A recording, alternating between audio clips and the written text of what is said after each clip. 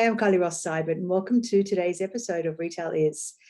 Today's episode is brought to you actually by Old Point National Bank. Old Point serves the Hampton Roads, Virginia area, offering a wide range of financial services, from checking and home equity products to comprehensive commercial services. Visit oldpoint.com for more information.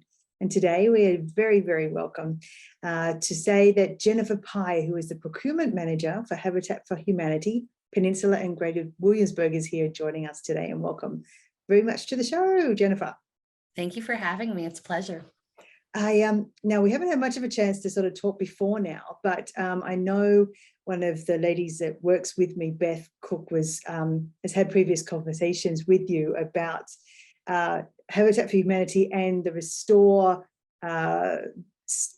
stores, I should say, if they say restore stores within that. But could you explain a little bit to the people who are listening what the relationship is and what that is all about? Great. So Habitat for Humanity Restore, we have two locations currently, one in Newport News and one in Williamsburg, and they're essentially the one financial arm of the raising funds for the Habitat for Humanity affiliate. And so local residents and businesses, they can donate their goods, and we accept anything for the home, excluding like clothes and food, to the Restore. And what we do is we take those items and we resell them at 30 to 90% below retail value, and the 100% of those profits go back to building homes right here in our community. Well, okay. So the mission for Habitat for Humanity is to help build homes for a particular group of people, is it?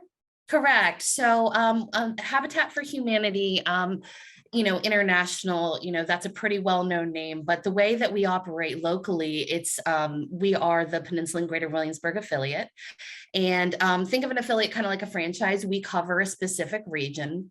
Mm-hmm. And what we do within that region is we build homes for low-income deserving families. So a lot of people get the idea that maybe we give away homes, and that's not necessarily the case. It's not the case.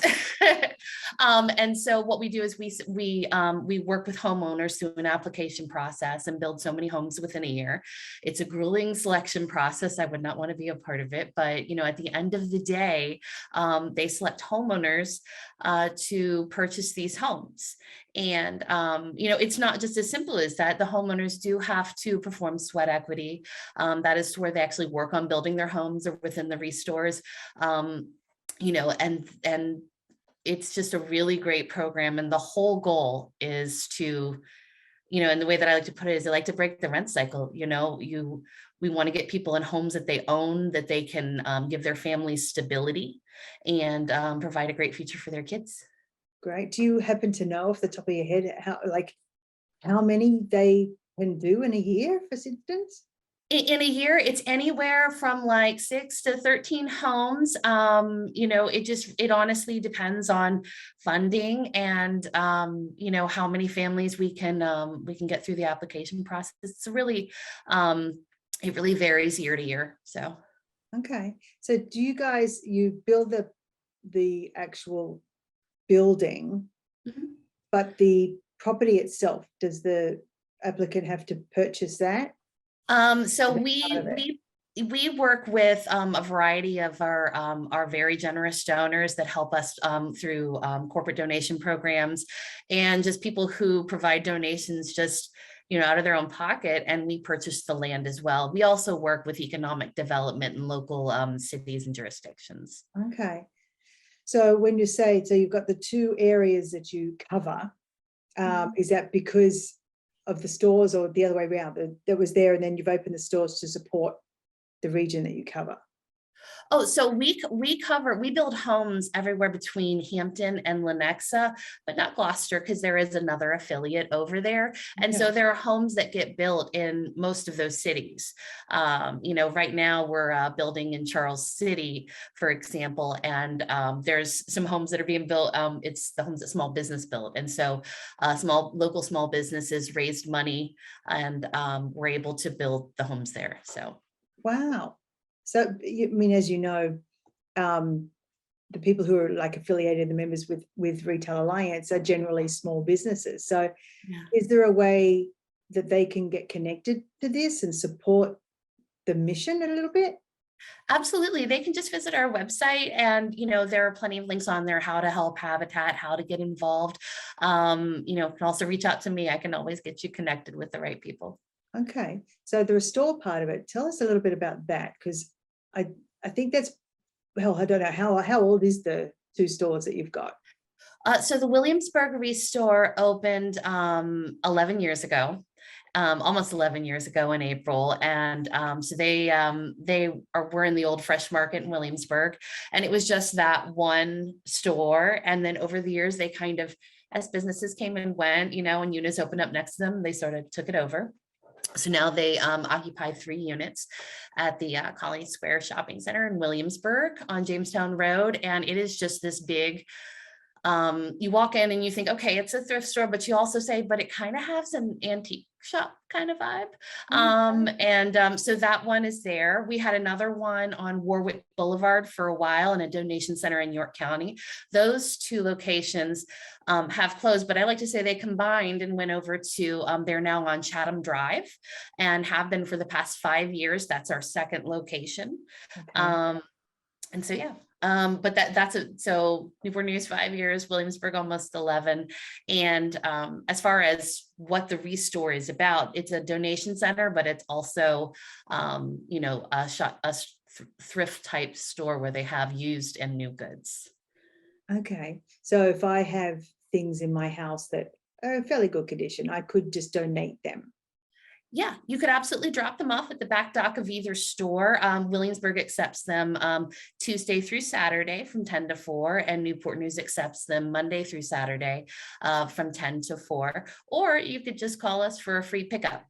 We have box trucks that can come around and pick up, donations large and small. And how far does that travel to? The entire region. Oh, really? Yeah, so Hampton, Lenexa. Oh, I didn't know that.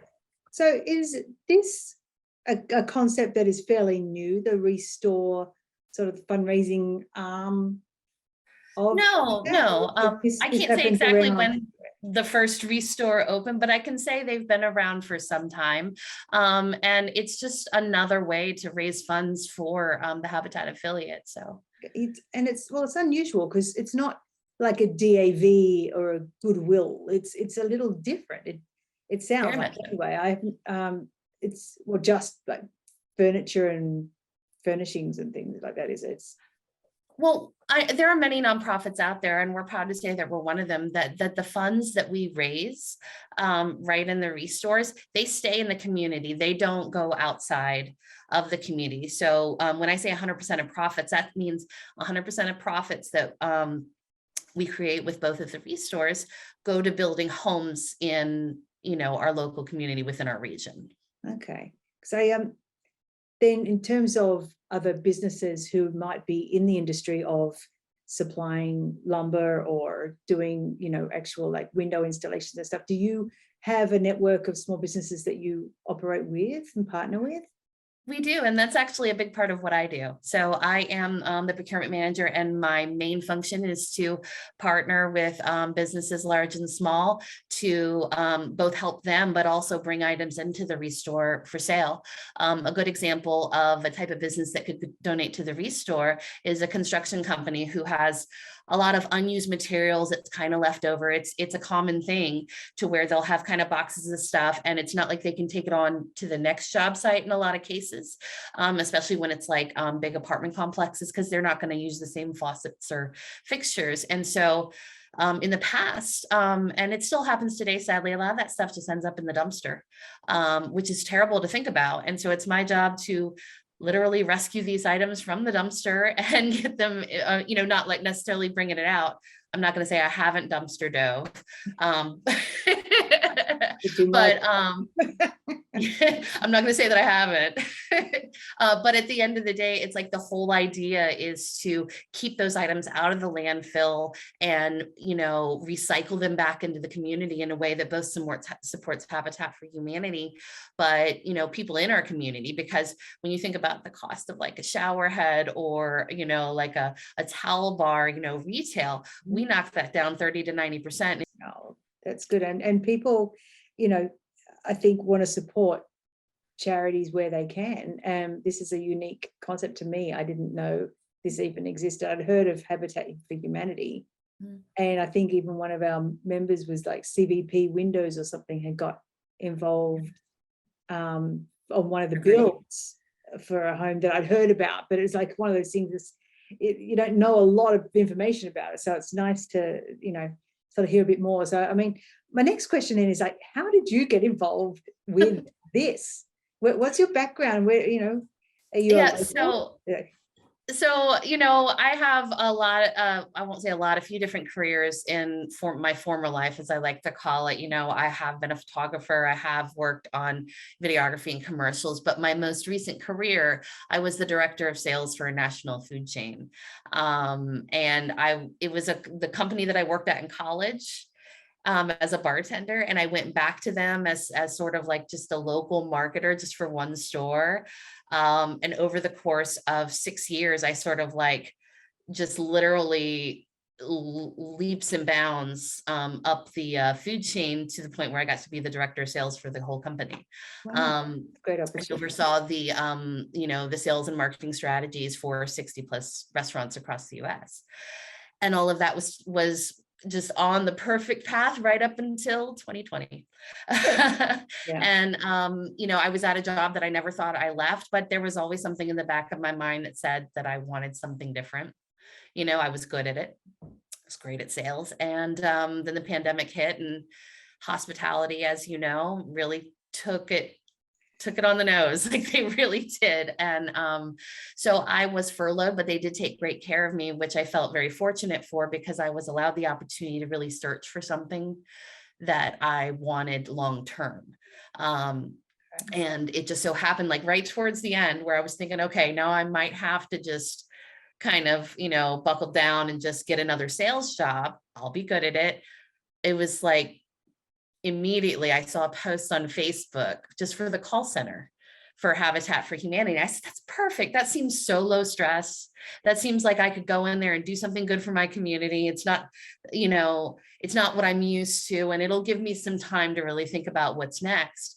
And 2 months in, they posted a procurement manager position, which was right in my wheelhouse, because procuring sales for a restaurant, it's the same skill set, I think, as procuring donations for a nonprofit. Well, or so I thought, because I realized it was a little bit more challenging on the nonprofit side. But at the end of the day, I knew I could do it. And so I applied for the job, and here I am. That's great. I mean, where were you located here when you had the national? I was. Yeah. Yeah, I worked remotely, which was very lucky. I did a lot of traveling, though. It kept me very far away from my family often. I was, traveling from here to DC. Like I would spend an entire week in the DMV area going to the different locations up there. Then I'd be up in Boston and Pennsylvania.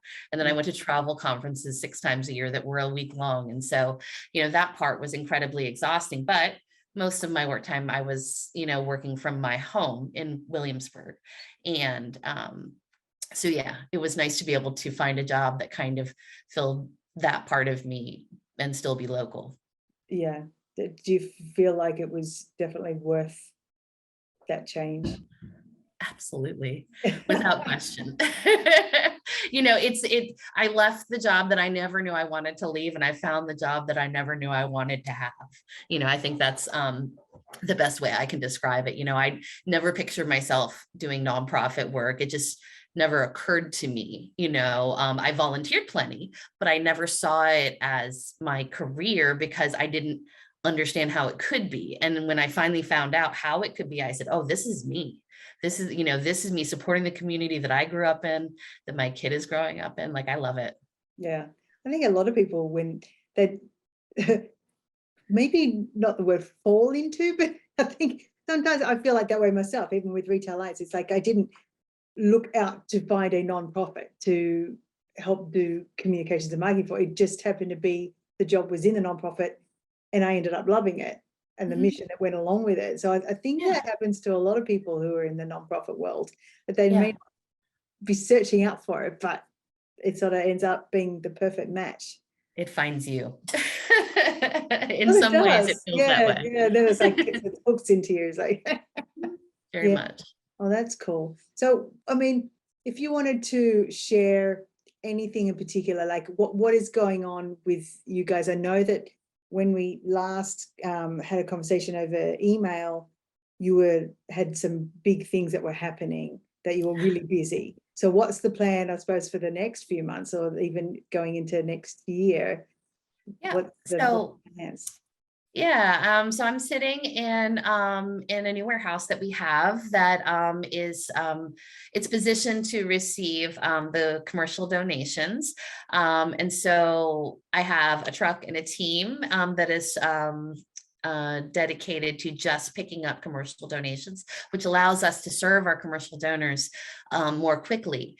And that's just the thing is commercial donors, you know, they're running their businesses. The people watching this, you're running your business and you're on a timeline and you need stuff cleared out of your warehouse, or if you're moving from one location to another and you need to get this furniture out that you don't want to take with you, but you don't want to throw it away.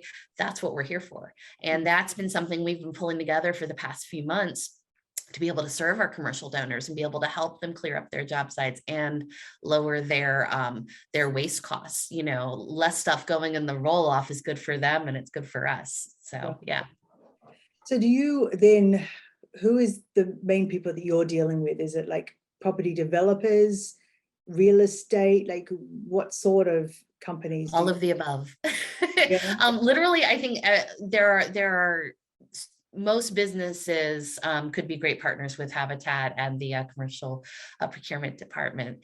So for example, if a restaurant is renovating and they have, a whole section of booths that are perfectly good, just not in the style that they want, we can take those. If a construction site is clearing off, stuff that can be reused or is still usable, like a door that was the wrong style, we can take that. That filing cabinet or just about any type of business, I am open and ready to work with. Okay. So, I mean, if I was moving house and had an office Yeah. set or something, it's even though it's not commercial, it would still be. Well, then Okay. our residential department, Okay. they pick up within the homes. So we have our team is No, so you've got commercial and then residential as well. Yes, All sorry, right. I meant to make that clear. Yeah, so we have two separate departments. One is residential, one is commercial. Residential, they go into the homes, retirement communities, apartment complexes, and they pick up the residential donations. So if you're clearing out your garage right before the holidays or want to, clear out the guest room before you refurnish it, we can definitely help you with that. Okay. I didn't realize that. So your job is, are you both or is it commercial? I'm commercial, and then we have a logistics manager. Her name is Tiffany, and she oversees the call center. And so when you go to the Habitat website, habitatpgw.org, there's a link that says donate to the restore. And so you would click on that, and you could either, if you're residential, you can schedule online and just tell them the things that you have, and it's as simple as that. Or you can also call if you want to have a conversation and ask some questions about the pickup, then there are people ready to answer the phones and get you guys scheduled. Okay. That's cool. It sounds like you joined into the procurement side of it after the pandemic had already started.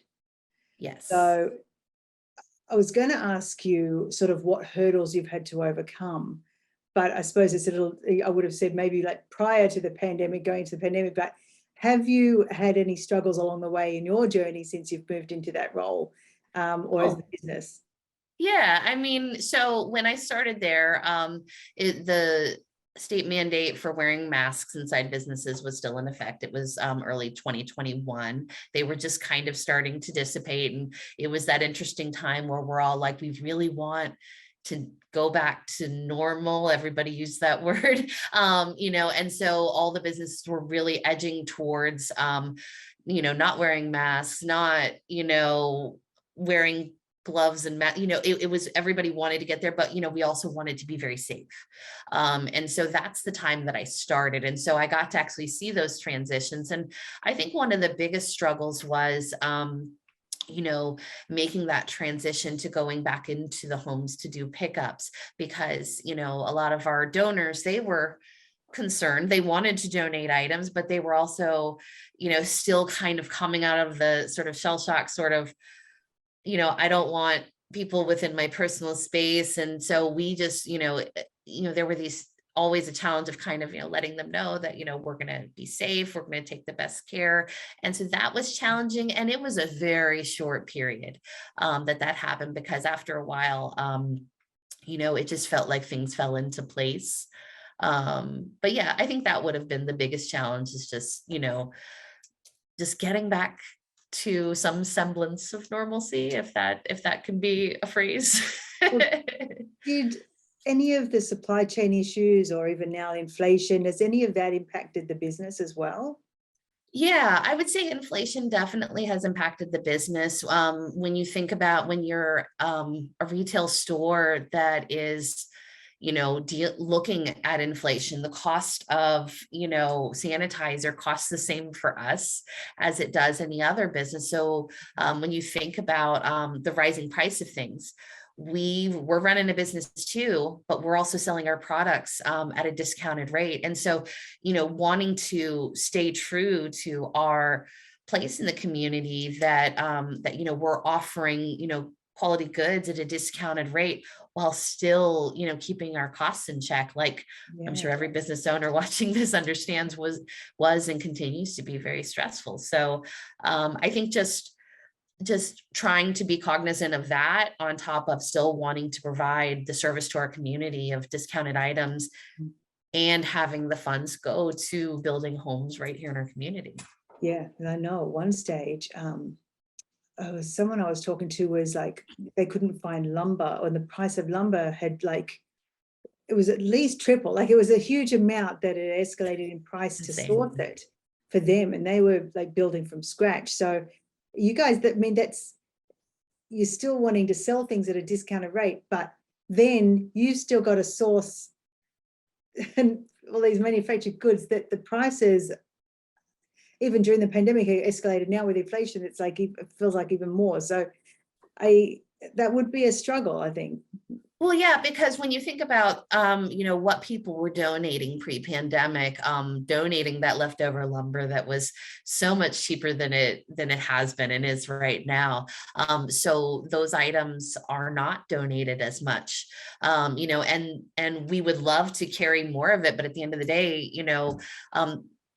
we rely on our donors heavily for stocking that restore. And so we definitely look forward to some relief from inflation in any way possible, and seeing some of those prices kind of go down. Even, I mean, you gotta hope, right? Yes. And so just to watch that trend go a little backwards, so that we can, continue to receive those types of donations. Yeah. Is there anything in particular? I mean, lumber sounds like one of them, but is there anything right now that you feel would be a great donation that you're in need of?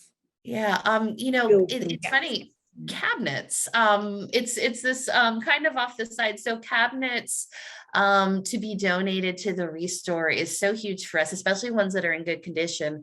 When you think about your contractor, when they come to replace your cabinets, they have a choice. They can take that cabinet down nicely, or they can just throw it on the ground, which, when you're doing a big renovation, nobody's keeping it, and you're not reselling it. The owner doesn't want it anymore. And so it feels like the obvious choice for some contractors. But if somebody were to take it down and set it down gently, we'd love to have it.